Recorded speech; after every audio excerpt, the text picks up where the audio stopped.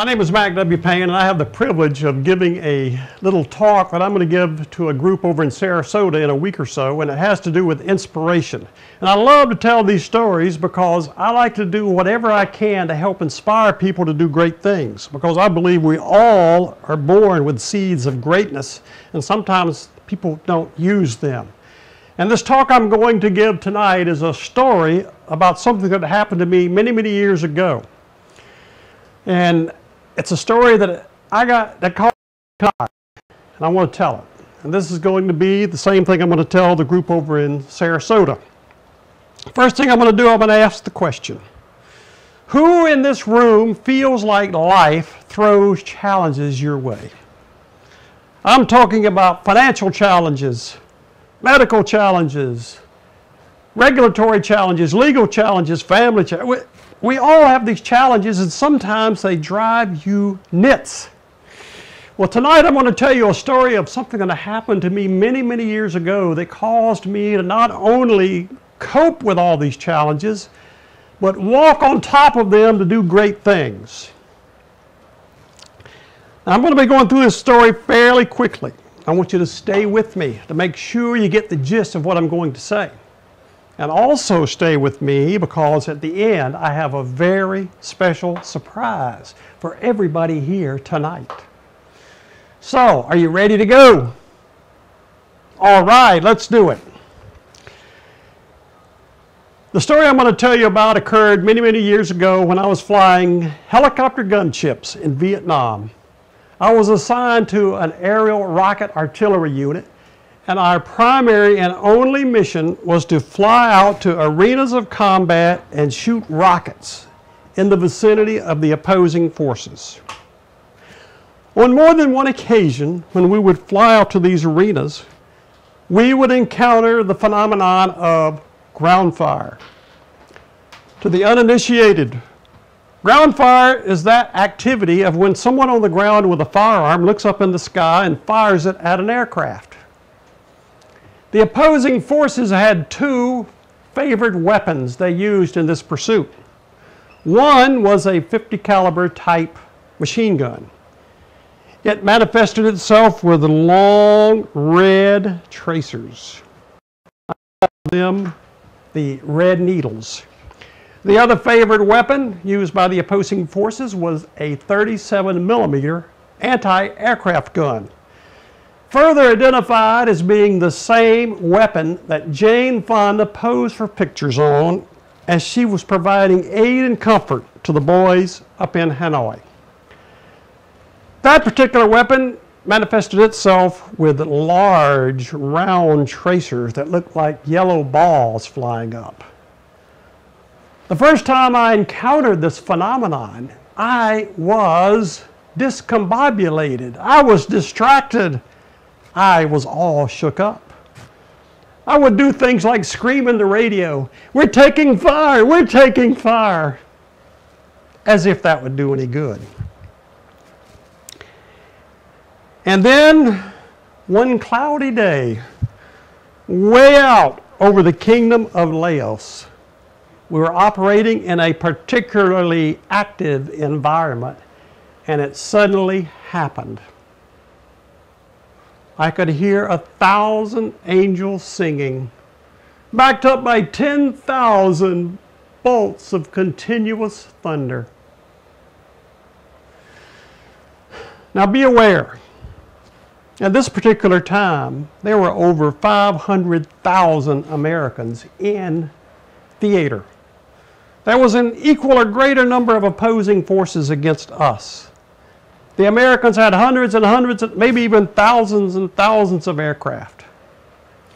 And on that rainy day, on that cloudy day, way out over the kingdom of Laos, someone down in that green ocean down there, someone in the opposing forces with his hand on the trigger looked up in the sky at that array of aircraft. He looked to the left, he looked to the right, he looked high and he looked low. And he picked one aircraft out. Mine. He pulled the trigger And as those red needles flew by my canopy closer than I had ever seen them, suddenly a revelation came to me. The revelation that I was special. I was special. I felt special because somebody down in that crowd had picked me out of that crowd up there and pulled the trigger. And I had never considered myself to be special before. I had never been elected the most likely to do anything. I had never been recognized for any great achievements. Even Mrs. Fole, the nice counselor at the school, laughed out loud when I announced I was going to attend the University of Florida. But on that cloudy day, way out over the kingdom of Laos, for the first time I realized I was a special person. And then the strangest thing happened. All those red needles and all those yellow balls flying by the canopy no longer distracted me. They no longer discombobulated me. And for the first time, I concentrated fully on doing my job. And it was difficult. Firing rockets from an unstable platform like a helicopter is hard. But I concentrated and I concentrated and I concentrated. And I can stand before you today in Sarasota, Florida, and say without a doubt in my mind, when my tour was over, I was the greatest rocket shooter there had ever been. Because I concentrated on doing my job. In my later years, when I was in business, I used that same mindset. And it worked there too. One of my businesses, the Naples Marble Company, started out in a little small rental unit. And in a very short period of time, that little startup business became the largest cultured marble manufacturer in the state of Florida. So I know that it works. And if it works for me, it can work for anybody. I was inspired to tell this story tonight by somebody in this very room tonight. Rhoda Olson wrote an inspirational book entitled We Wear Many Hats.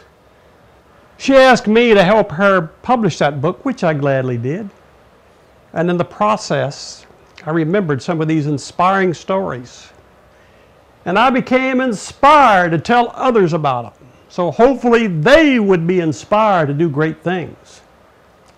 Tonight, I invite everybody here in this meeting, as soon as this meeting is over with, take that little communication device out of your pocket, which I know you all have one, and punch in there Barnes & Noble or Amazon.com and immediately download Rhoda's inspirational book, We Wear Many Hats, and I guarantee you, you will be inspired to do great things.